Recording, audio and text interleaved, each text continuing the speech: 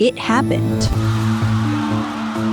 Zohran Mamdani wins New York's mayoral election. This is a historic win. Tonight, you have delivered a mandate for change. This 34-year-old state assemblyman, largely unknown a year ago, got plenty of pushback.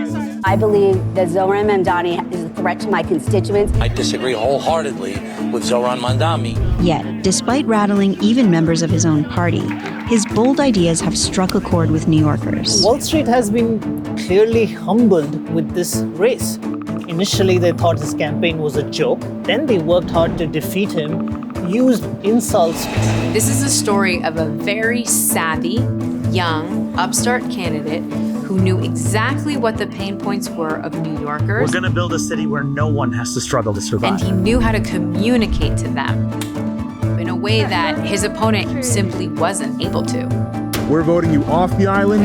And his popularity has gained a certain someone's attention, making many wonder if it could spill out over to the rest of the country. For everyone. He's a disaster. That's a terrible thing for our country. He's a communist. There is a segment that is reaping the benefits of the market boom. But there are many other segments of this society that have been languishing. Something's clearly broken, and that is how you get a mayor like Mamdani. Also says something about where voters, not just in New York City, but maybe across the country, are in terms of what they think the solutions are to the country's affordability problems. So, how did the capital of capitalism end up electing a mayor who's a democratic socialist?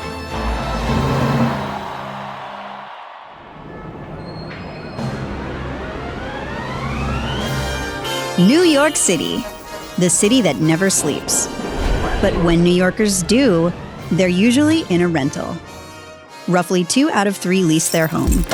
The rent is too damn high. New York City has been an expensive place for decades. Our children can't afford to live in. There was a candidate for governor named Jimmy McMillan who ran on a platform that he called the rent is too damn high.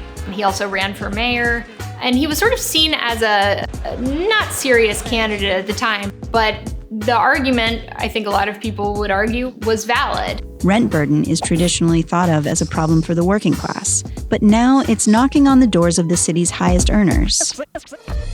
I'm talking about people who are earning between $100,000 and $300,000 a year who for the first time are considered rent burdened. They're spending more than a third of their take-home pay on their rent. The rent is so crazy in the Bronx. I don't know how when pop stars are complaining about rent, you know the housing crunch is no joke. The city has been really jolted by the effects of the pandemic.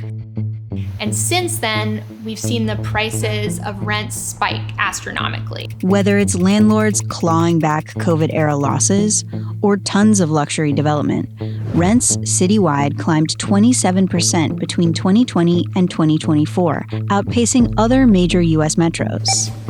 But all costs of living are going up. Grocery prices have been on the rise for most of the past 5 years, with New York City outpacing the national average. And full-time daycare can cost $26,000 a year per child.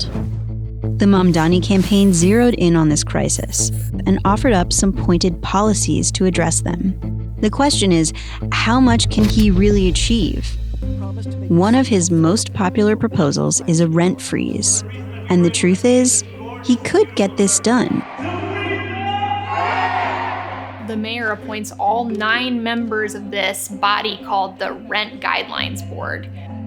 Those members tend to vote the way that the mayor who appointed them wants them to. The plan, however, would only apply to the city's nearly 1 million rent-stabilized apartments. And questions remain how this will ease the strain on renters. For people who live in those rent-stabilized apartments, freezing the rent is a really significant factor in maintaining affordability for them. The issue is that, according to the landlords, the costs of operating those buildings have become really, really expensive. And so there is this criticism of his plan, which is that it could actually result in lower supply of apartments. 2 other campaign proposals were free buses and free childcare for young kids. Ideas that are pretty popular with other New York politicians. it's really possible that the state could agree to give him some money to fund fast and free buses, which he said would cost about $750 million.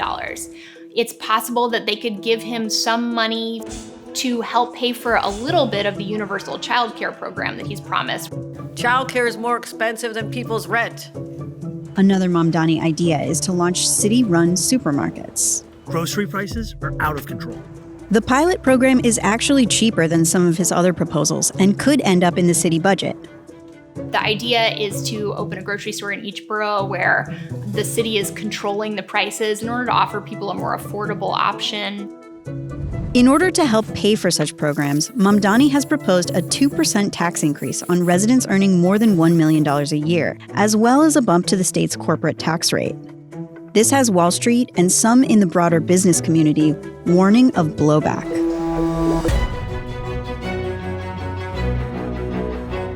The reality is the services that we provide to the people of our city and our state significantly rely on the profits of Wall Street. Millionaires paid about 40% of all personal income taxes in New York State. They are essential to the operation of things like the schools in New York. But the rich are also earning a lot more. Nearly 30% of all income reported in New York State went to millionaires. And don't get Mamdani started about billionaires. I don't think that we should have billionaires. For a man who said he doesn't like the idea of billionaires, running for an important seat in a city full of them once again revives conversations about the potential for the power center shifting away from New York. But Mamdani's control over taxes is very limited. The mayor of New York City has almost no authority to raise revenue on his own. He needs the approval of the state legislature and the approval of New York Governor Kathy Hochul. Any tax increase has to come across my desk first. I will work with whomever the mayor is as long as they want to help foster my policies, which is pro-growth, pro-business. New York's finances aren't helped by this so-called big, beautiful bill slashing federal funding to social programs nationwide. New York is facing a budget hole, and it's also facing cuts from the federal government that it's going to have to contend with in the years to come. The jobs are basically where they were before the pandemic happened. But subway ridership, for example, is 74% of where it was. Office vacancy is double from what it was before the pandemic.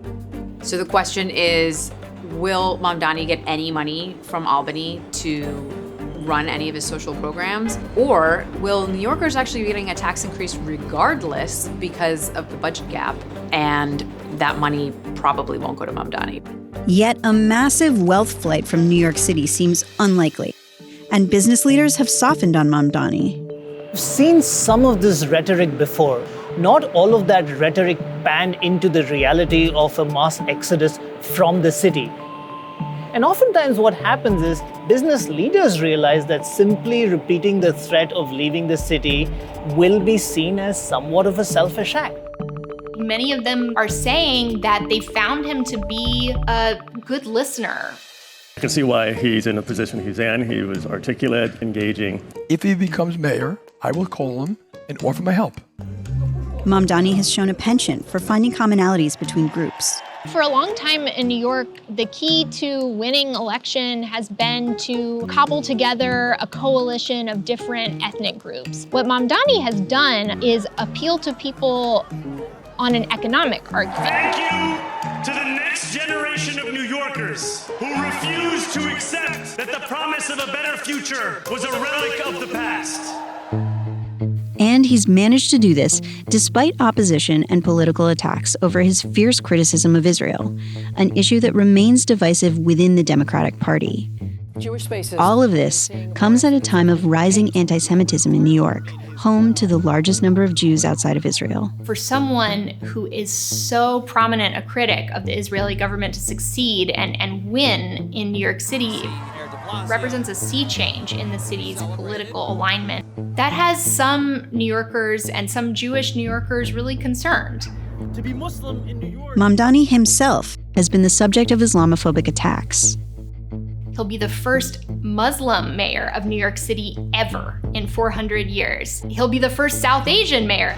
The population of Asian Americans has grown to be somewhere around 15%. It's the fastest growing ethnic group in New York City. New York a city of immigrants, a city built by immigrants, and as of tonight, led by an immigrant. Mamdani's brand of populism has some leaders in the Democratic Party taking notes. This result will have a massive impact on how the Democratic Party decides to tackle the midterm elections and the general election. But in New York City, Mamdani's success will hinge on bringing everyone to the table. If the business community doesn't feel welcome here, it doesn't necessarily mean that they're going to take their business elsewhere, but it may just mean that they don't invest in the future here. Now that he is in office, they will have to engage with him to shape the city in the direction that they would like to see it go.